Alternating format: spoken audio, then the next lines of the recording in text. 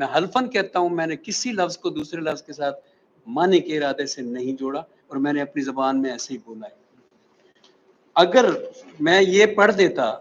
تو کیا آپ یہی نہ کہتے جو آپ نے فرشی صاحب کی نظم اور نصیر ناصر صاحب کی نظم سننے کے بعد کہا کہ معنی مل رہا ہے؟ اگر تو آپ دیکھیں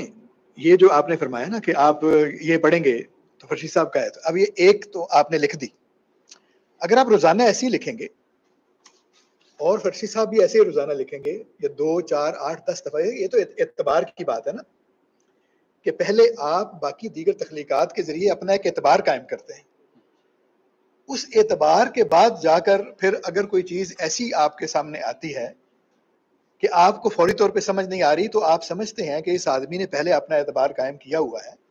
تو اس میں بھی یقیناً کچھ نہ کچھ ایسا ہوگا، تو آدمی اس کی کاوش کرتا ہے. لیکن جس کے بارے میں پتا ہو کہ یہ روزانہ ایسی ہی باتیں کرتا ہے، اس کو تو وہ نہیں پڑھیں گے. مثلاً غالب نے اپنا اعتبار قائم کیا ہوا ہے، تو وہ کمری کفے کا کس طرح بل بل کفے سے رنگ کہہ دے اور عالی کہتا رہے کہ اس کا یہ مطلب ہے، وہ خود بھی بتاتا رہے کہ اس کا یہ مطلب ہے، تو وہاں تک تو ہم جائیں گے، اس کو ڈھونڈیں گے بھی. لیکن اگر وہ ہر دفعہ ایسے ہی کہے جیسے آپ نے ایک میں شیئر کیا اور دوسری دفعہ کہے، تو وہ اعتبار قائم نہیں ہوگا. رشید صاحب نے اپنے نظموں کے ذریعے ایک پوری ریاضت کے بعد اپنا ایک اعتبار قائم کیا ہے. اس کے بعد جا کر اگر وہ کوئی ایسا ایکسپریشن دیتے ہیں جو فوری طور پر معنی کی ترسیل قاری کے خیال میں نہیں کر رہا،